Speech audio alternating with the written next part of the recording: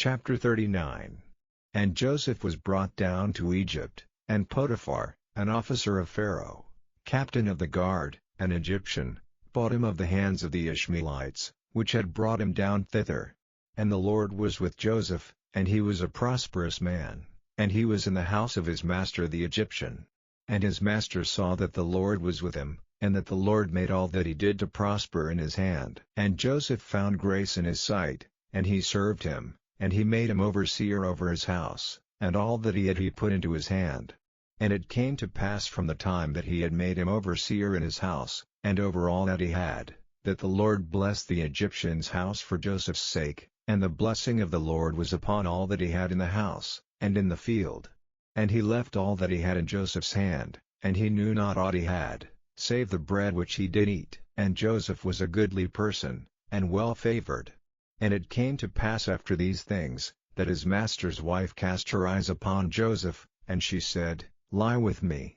But he refused, and said unto his master's wife, Behold, my master wotteth not what is with me in the house, and he hath committed all that he hath to my hand. There is none greater in this house than I, neither hath he kept back anything from me but thee, because thou art his wife. How then can I do this great wickedness, and sin against God?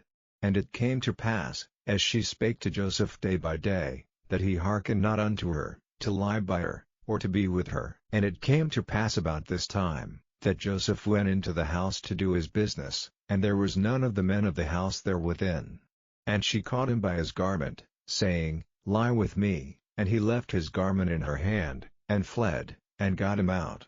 And it came to pass, when she saw that he had left his garment in her hand, and was fled forth, that she called unto the men of her house, and spake unto them, saying, See, he hath brought in an Hebrew unto us to mock us. He came in unto me to lie with me, and I cried with a loud voice. And it came to pass, when he heard that I lifted up my voice and cried, that he left his garment with me, and fled, and got him out. And she laid up his garment by her, until his lord came home.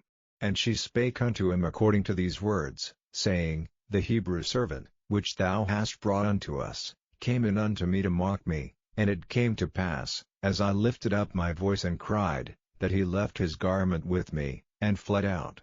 And it came to pass, when his master heard the words of his wife, which she spake unto him, saying, After this manner did thy servant to me, that his wrath was kindled.